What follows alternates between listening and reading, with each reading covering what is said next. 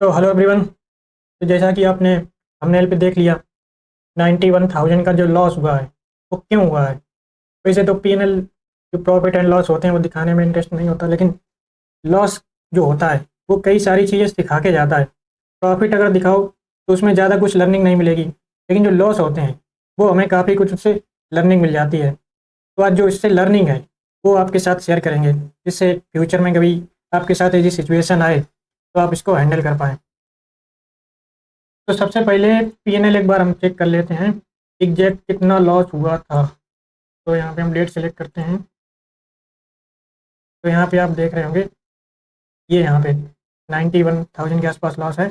उसके बाद एक पोजीशन हेज में थी, जो कि जिसका कि एवरेज सेलिंग एवरेज था 42 के आसपास, बाई एवरेज 13 के आसपास। तो जो हेजिंग पोजीशन थी उससे 17,000 के आसपास उधर से प्रॉफिट हो गया। तो जो नेट लॉस निकल के आया वो ऑलमोस्ट 74,000 के आसपास नेट लॉस हुआ। तो जिनको नहीं पता उनको बताना चाहेंगे कि मेरा जो मेन काम रहता है वो ऑप्शन राइटिंग का रहता है। पोर्टफोलियो होता है, उसकी प्लेजिंग करके ऑप्शन राइटिंग करते हैं। तो जो रेगुलर इनकम आती है वो ऑप्शन राइटिंग से आती है।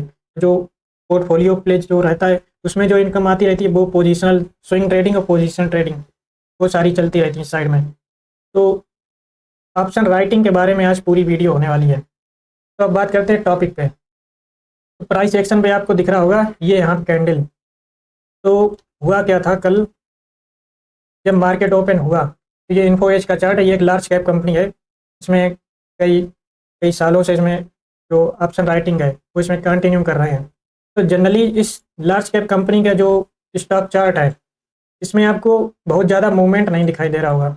इसमें जो बड़ी कैंडल बनती हैं ये रेयरली कभी कभी बनती हैं, वो भी इतनी शार्प मूवमेंट के साथ जनरली नहीं बनती हैं। जो इसका गैप अप गैप डाउन भी होता है वो भी इतना कोई नहीं होता है। इसमें आप यहाँ पे चार्ट देख रहे होंगे, इसमें कोई बहुत ज़्यादा गैप अप और गैप डाउन इसे बनते नहीं हैं। तो इस वजह से इसमें ऑप्शन राइटिंग काफ़ी टाइम्स कर रहे थे। तो कल क्या हुआ, कल जो पोजीशन थी, कल पोजीशन एक तो 59,900 के आसपास यहाँ पे एक कॉल शॉर्ट की थी, और नीचे पी साइड में एक स्ट्रैंगल बना हुआ था। इसके लिए अगर बात करें तो 5300 के आसपास यहाँ पे पुट शॉर्ट था और यहाँ पे कॉल शॉर्ट थी। तो जो प्राइस था वो यहाँ पे, ये जो ट्रेंड लाइन आप देख रहे हैं, यहाँ से ब्रेकआउट होने के बाद ये प्राइस में ये मूवमेंट आया था। उसके बाद से प्राइस थोड़ा सा साइड वेज था।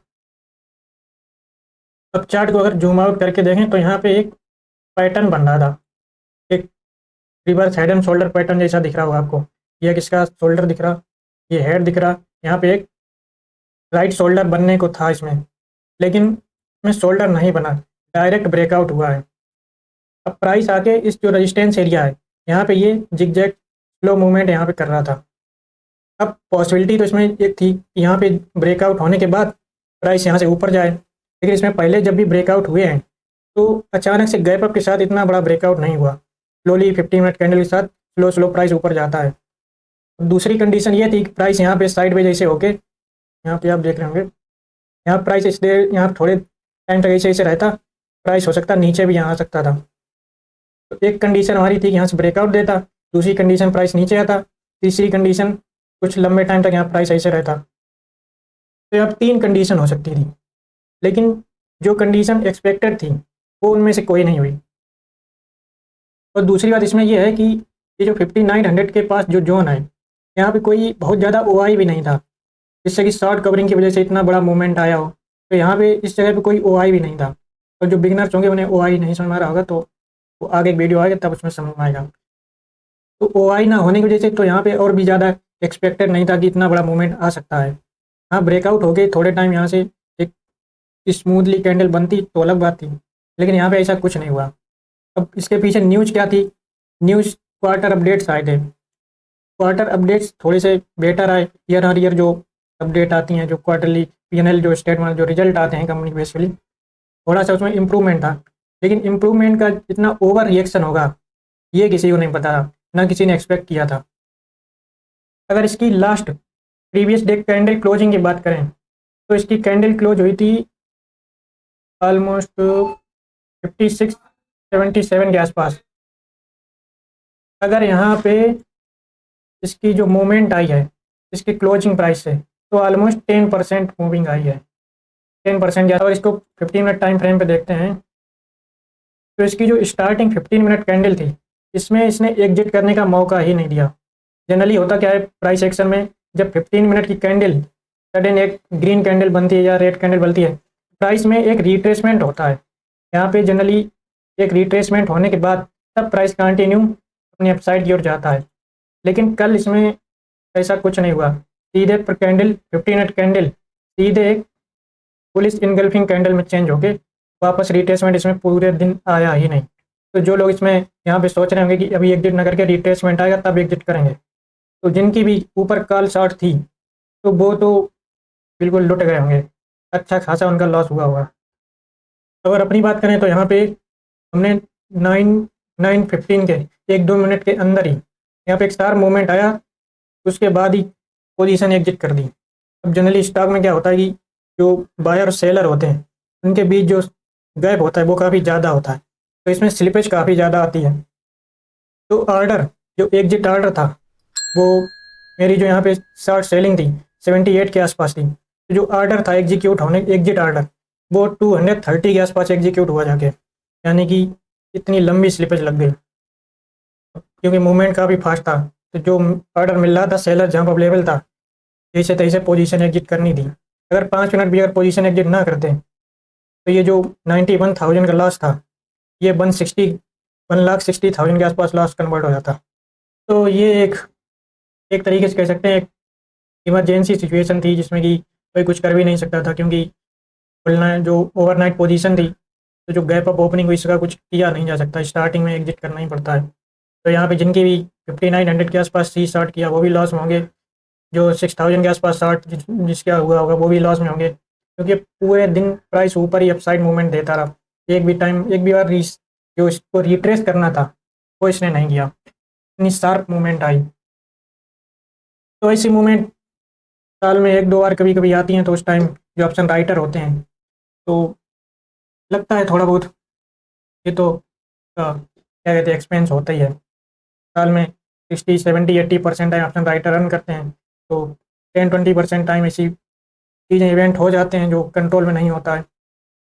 तो इसीलिए डेरिवेटिव जो होते हैं ये काफ़ी रिस्की होते हैं और प्रोफेशनल्स के लिए होते हैं। अब जो 91,000 का लॉस है, किसी को कम लग रहा होगा किसी को ज़्यादा लग रहा होगा, तो ये जो लॉस हुआ है ये एक एवरेज लॉस है, मेरी कैपिटल के अकॉर्डिंग एवरेज लॉस है। तो इसमें कोई बहुत बड़ा मेरा लॉस नहीं हुआ, ये रिकवर भी हो जाएगा इजीली।